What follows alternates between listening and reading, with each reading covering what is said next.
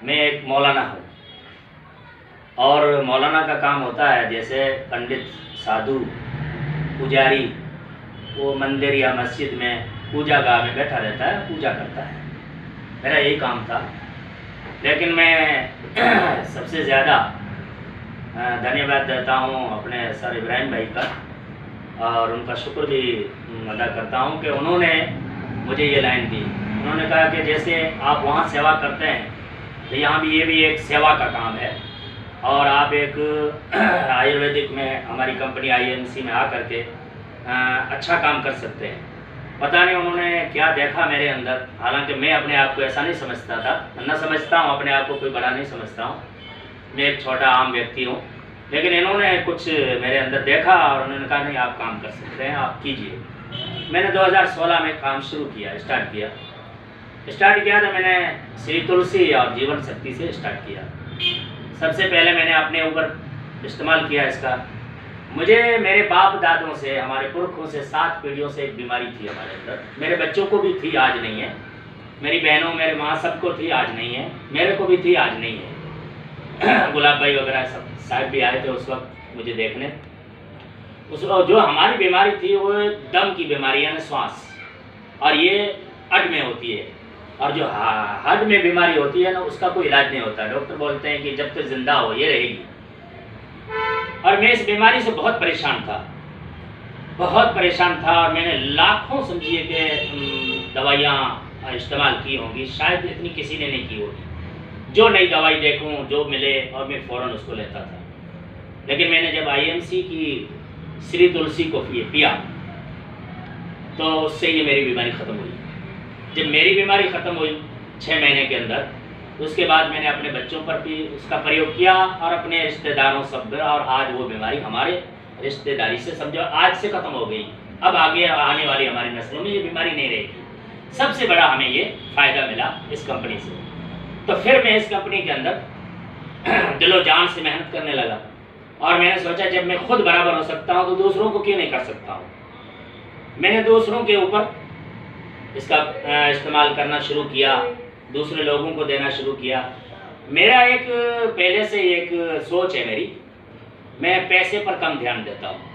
ये अपना निजी मामला है कि मैं पैसा दौलत इसकी मैं चाहत नहीं रखता हूँ, ठीक है। मेरी इतनी बहुत पहचान है पूरे देश भर में और मैं एक इस्लामिक गुरु हूँ, तो बहुत ज़्यादा पहचान है। बड़े बड़े लोगों से मेरे ताल्लुकात हैं, राजनीति से भी मेरे बहुत अच्छे ताल्लुकात हैं, बड़े बड़े लोगों तक ताल्लुकात हैं, केंद्र तक ताल्लुकात है, ऐसी बात नहीं है। लेकिन मैं दौलत नहीं देखता हूँ। मैं एक आम साधारण सीधा गरीब इंसान अपने आप को उसी में अपने आप को सुखी समझता हूँ और सुखी हूँ। दौलत में सुख नहीं है, पैसे में सुख नहीं है, ज़िंदगी में सुकून है तो सुख है बस। और ये सुकून मैं समझता हूँ मिलता है लोगों को सुकून पहुँचाकर। दूसरों को हमें फ़ायदा पहुँचाएंगे तो हमें सुकून मिलेगा।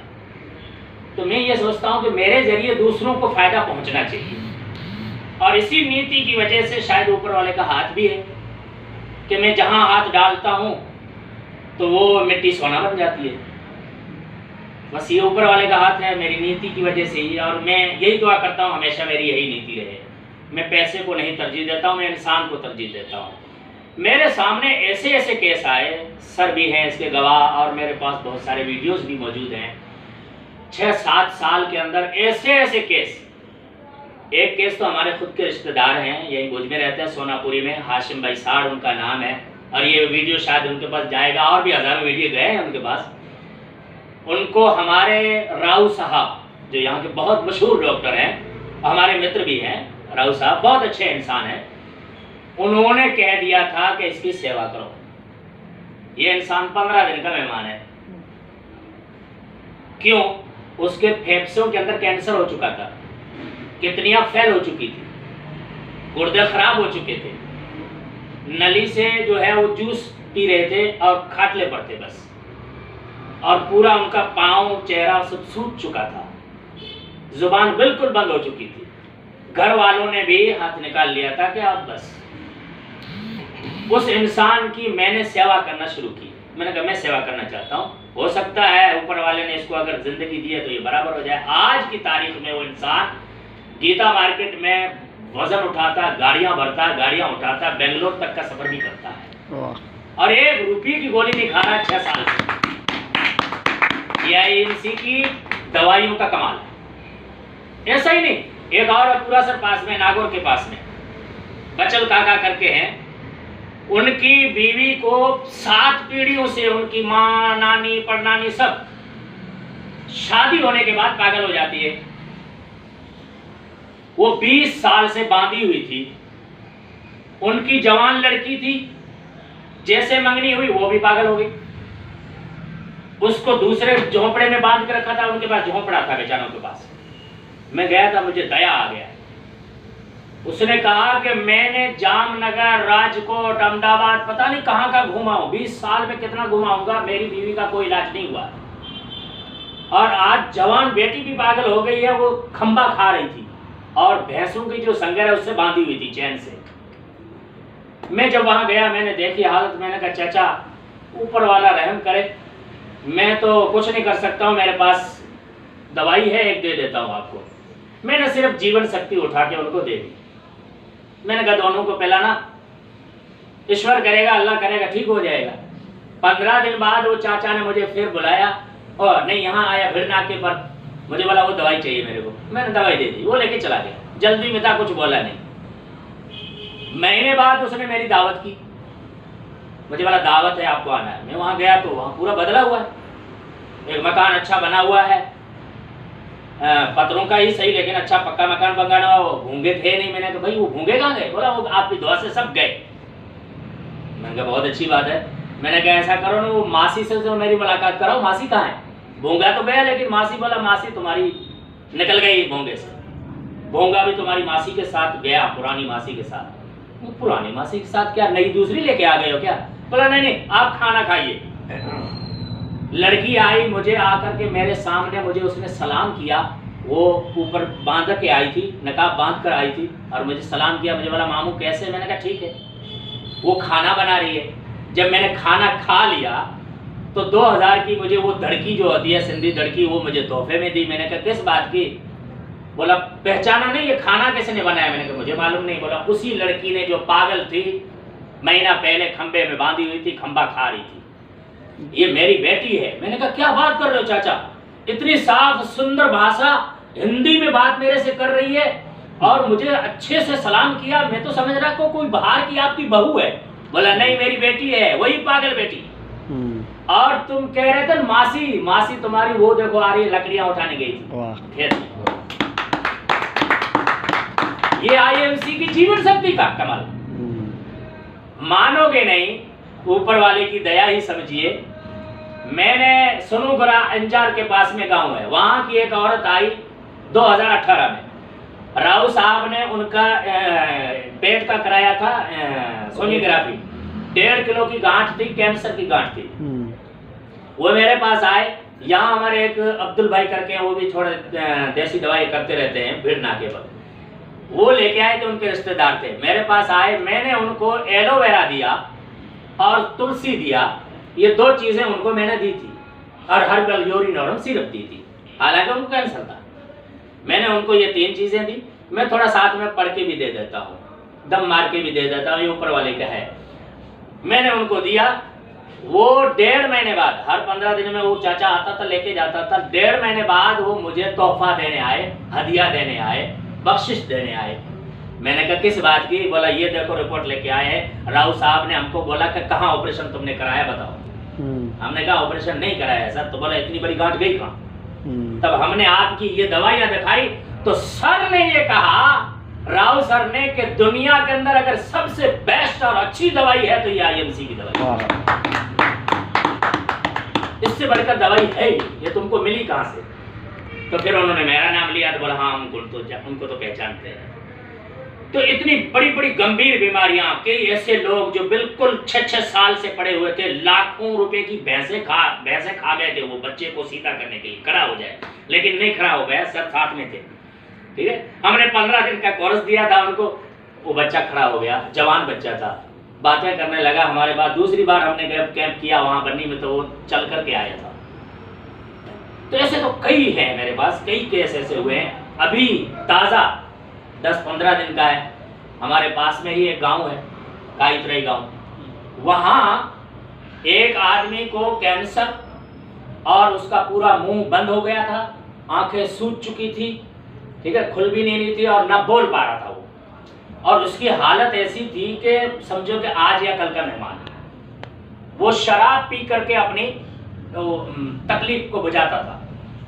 कोई डॉक्टरों ने, सब ने मना कर दिया कि ना कोई ऑपरेशन होगा, क्योंकि 100% कैंसर पूरे इतने में फैल चुका है, अब कुछ नहीं होगा। उसके होंठ वगैरह सब ऐसे सूज गए, जैसे लग रहा था अभी फट जाएंगे, अभी फट जाएंगे। मैंने उस इंसान के, उन्होंने मुझे बुलाया, महेश्वरी है वो, उन्होंने मुझे बुलाया, मुझे बोला बापू कुछ करें आप, हमने सुना है। मैंने कहा ठीक है मैं करता हूँ। मैंने ये चीज़ उठा के दे दी और कुछ नहीं मेरे पास था। मैंने कहा और तो भाई कुछ नहीं, एक काम करो, ये मैं आपको दवाई दे रहा हूँ। उन्होंने बोला कैसे करें? मैंने कहा जितना खुले उतना ही सही, लेकिन यहाँ सुला करके यहाँ पूरा डाल देना, अंदर चले जाए, पेट में जाए, जहाँ भी जाए, जाने देना, मरेगा नहीं, इससे नहीं मरेगा। बोला ठीक है। वो खूब डालते गए। दूसरे दिन उनको हुआ चुनाव, तीसरे दिन वो बोलने लगा, चौथे दिन उसने खाना खाया, 5वें दिन उसने मुझे बुलाया। अभी की घटना है। अच्छा। अभी उसका वीडियो बनाएंगे, अभी वीडियो बनाया नहीं है, उसका वीडियो बनाएंगे, क्योंकि वो कह रहे थे मैं बिल्कुल स्वस्थ हो जाऊं, मैं खुद बोलने लगूं। हालांकि उसका फोटो तो मैं ले लिया हूँ। 3 दिन में जो इसका रिजल्ट आया तो उसका मैंने फोटो निकाला है कि उसका जो मुंह वगैरह खुल गया हो, उसका फोटो मैंने निकाल लिया।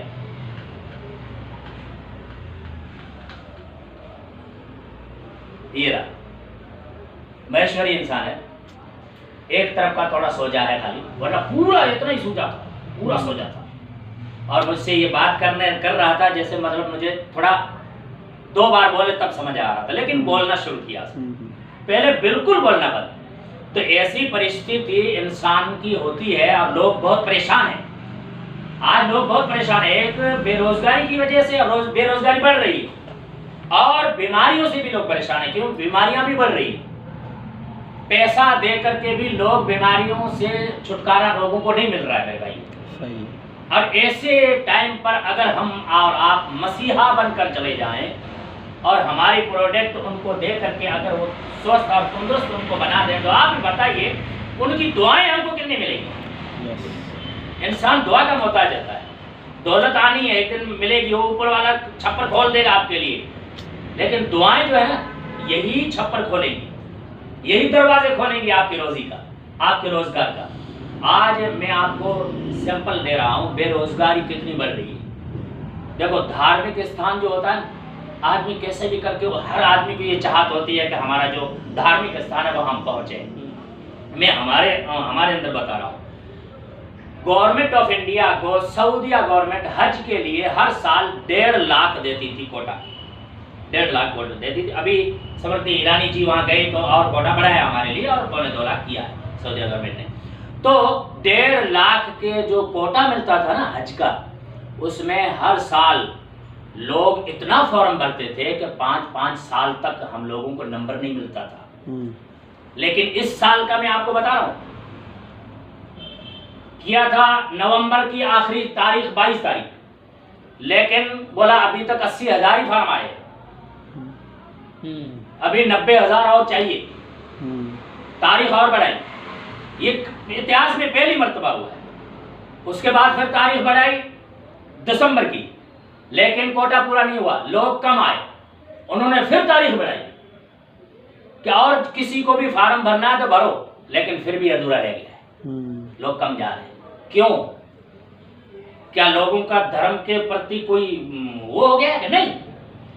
बेरोजगारी बढ़ रही है, पैसा नहीं, पैसा की कमी पड़ चुकी है। और मैं आपको ये भी बता देता हूं, आज अगर हम और आप मेहनत करेंगे तो आगे बढ़ सकते हैं और बुरे दिन देखने से हम बच सकते हैं, वरना मई जून के बाद आप खुद देखेंगे कि कैसी हालत होती है।